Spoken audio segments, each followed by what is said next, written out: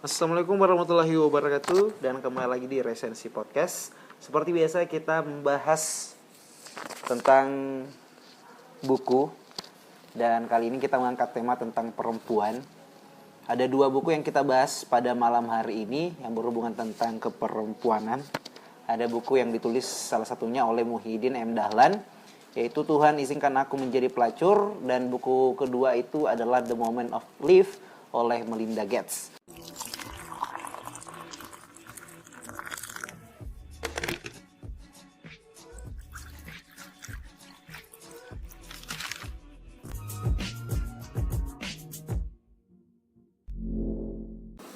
Nah, untuk bukunya Muhyiddin M. Dahlan ini saya sendiri yang akan membawakannya selaku resentor di Resensi Institute. Nah, baiklah. Buku ini buku yang sangat kontroversial. Dilihat saja dari judulnya, itu sangat memantik kontroversial ketika buku ini diluncurkan pada tahun 2003. Buku ini berjudul Tuhan Izinkan Aku Menjadi Pelacur, ditulis oleh Muhyiddin M. Dahlan. Buku cukup lawas memang, tetapi buku ini sampai sekarang masih dicetak, masih banyak pembelinya karena sebagian orang masih penasaran tentang buku yang ditulis oleh Muhyiddin ini yang berkaitan tentang Islam, sehingga ini juga yang memantik kontroversial di mana-mana. Nah, Muhyiddin M. Dahlan sendiri itu adalah seorang pustakawan yang ada di Yayasan Indonesia Buku, dan juga dia adalah pendiri dari Warung Arsip dan Radio Buku yang ada di Yogyakarta. Jadi kalau Anda semua berada di kota Yogyakarta, Anda bisa langsung berkunjung ke tempatnya Muhyiddin M. Dahlan. Tetapi kalau Anda ingin berkunjung ke tempatnya resentor, silakan datang ke Jalan Samratulangi. Oke. Jadi ini buku yang kesekian kalinya saya resensi yang bergenre fiksi, lebih spesifiknya novel. Hanya saja buku ini memang memiliki subjudul Memoir Luka Seorang Muslimah. Kenapa disebut dengan memoir? Karena ini adalah sebuah riwayat perjalanan seseorang. Kendati buku ini fiksi, buku ini sebenarnya diangkat dari fakta-fakta yang benar-benar terjadi. Muhyiddin M. Dahlan melakukan wawancara yang sangat dalam dengan tokoh utama dari novel ini, sehingga novel ini bisa dikatakan benar-benar terjadi. Nah, di dalam novel ini berkisah tentang seorang perempuan, seorang muslimah bernama Kiran. Lebih tepatnya Nidah Kirani. Jadi dia adalah seorang muslim yang taat, muslim alim yang memiliki cita-cita untuk mendirikan daulah Islam atau negara Islam. Dia memiliki pahaman bahwa apa gunanya hidup tanpa menjalankan Islam yang kafah. Nah, ini pula yang membuat girahnya dalam membela Islam, dalam menjalankan posisinya sebagai muslimah itu besar sekali. Hanya saja yang tidak diketahui oleh Kirani ini bahwa girahnya itu tidak dibarengi dengan tempatnya belajar Islam, sehingga timbullah kekecewaan yang sangat besar. Kiran mencoba untuk masuk di sebuah jemaah Islam, yang dimana dia menganggap bahwa jemaah Islam itu adalah sebuah tempat dimana kita bisa belajar Islam yang konkret, Islam yang komprehensif, dan Islam yang betul-betul menegakkan syariat Islam. Tetapi lambat laun Kiran tidak mendapatkan sosok-sosok yang bisa dia temani untuk berjibaku membicarakan tentang politik Islam dan sebagainya. Dia kemudian mulai bertanya-tanya kenapa di tempatnya dia bertumbuh itu dia hanya melihat segerombolan orang yang melakukan aktivitas sehari-hari tanpa adapun satu sikap yang dia lihat di dalamnya itu berjuang untuk Islam.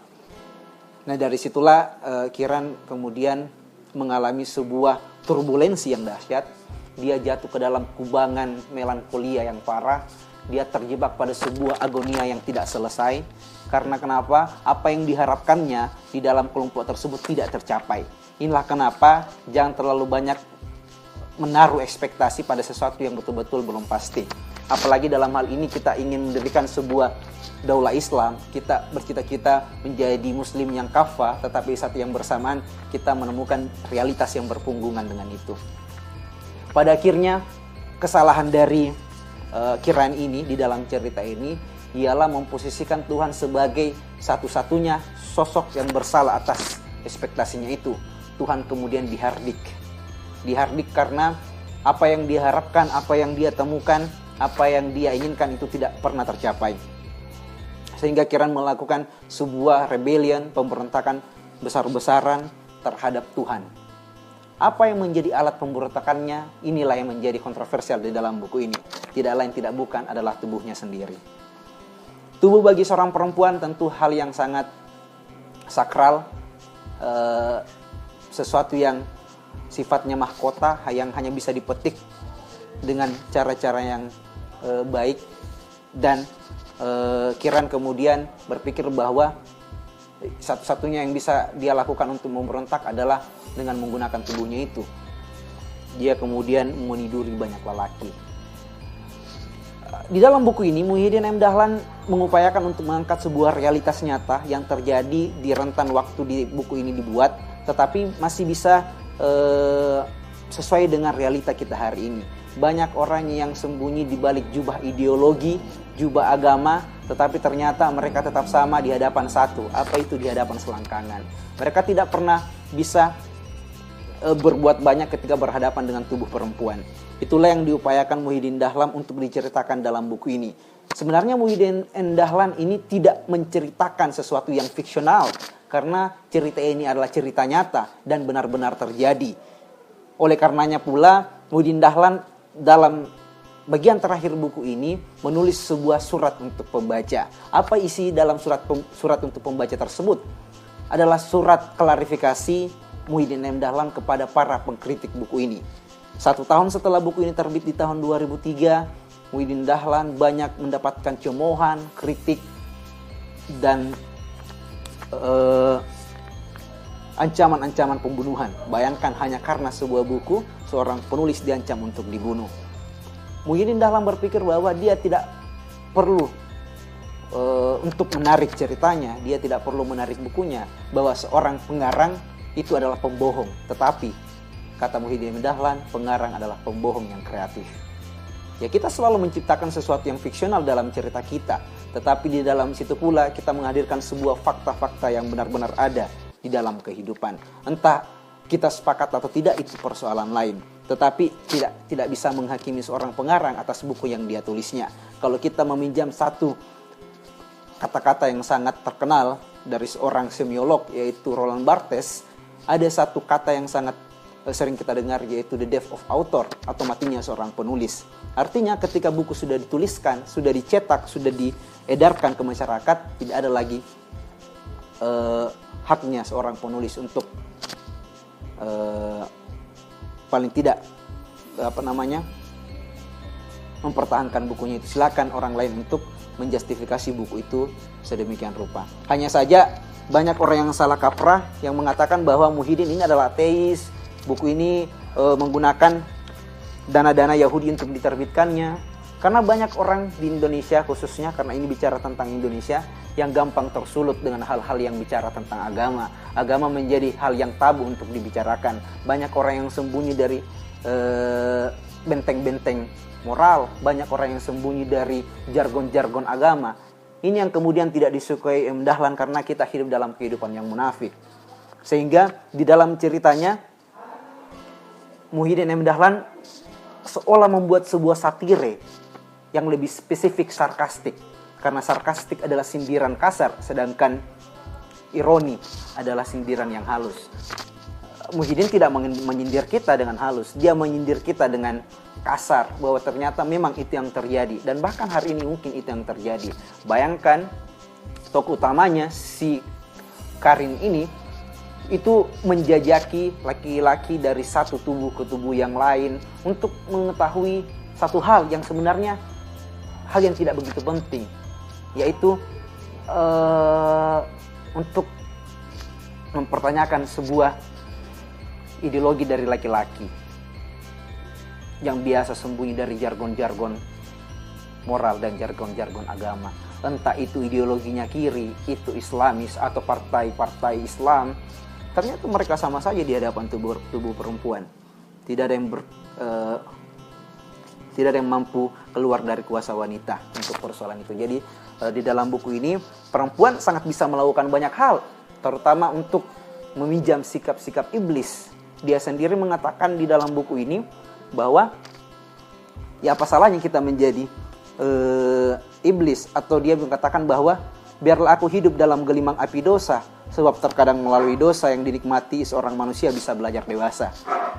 Jadi kalau Anda belum dewasa berarti belum banyak dosa ya. Jadi banyak-banyaklah berdosa. Ya, just kidding ya. Jangan juga. Nanti saya tanggung dosanya teman-teman yang mendengar podcast ini. Nah, terakhir dari Muhyiddin M. Dahlan, untuk teman-teman yang mendengarkan podcast ini, silakan kalau masih penasaran tentang buku ini, silakan baca resensinya di resensi.co.id yang akan dirilis beberapa waktu nanti. Karena dengan waktu yang singkat tidak mungkin kita banyak membahas buku yang sangat kontroversial ini. Terakhir, buku ini juga bicara tentang ketimpangan yang terjadi.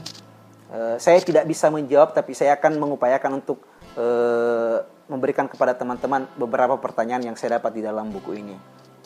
Mungkin teman-teman bisa menjawabnya dan bisa berdiskusi dengan saya kalau kita ketemu di lain waktu. Yang pertama, kenapa perempuan selalu diposisikan timpang oleh Tuhan? Tuhan tidak pernah menunjuk perempuan sebagai nabi. Tuhan tidak pernah, di dalam buku ini ya, bukan saya yang bilang, Tuhan tidak pernah memosisikan perempuan sedikit lebih tinggi dari laki-laki, dalam artian semua kekerasan-kekerasan yang terjadi itu laki-laki yang melakukan, tetapi perempuan selalu disubordinatkan menjadi objek-objek kekerasan laki-laki. Ketika misalnya perempuan ingin lebih di atas dari laki-laki, perempuan dianggap menjadi pembantah dan keluar dari akhlak-akhlak mulia seorang wanita. Dan terakhir ini sangat terakhir lagi yang sangat mengganggu pikiran saya, ada satu pernyataan dari Muhyiddin M. Dahlan yang diungkapkan melalui tokoh utamanya, yaitu kenapa perempuan tidak mendapatkan bidadari-bidadari laki-laki ketika dia bicara tentang surga neraka.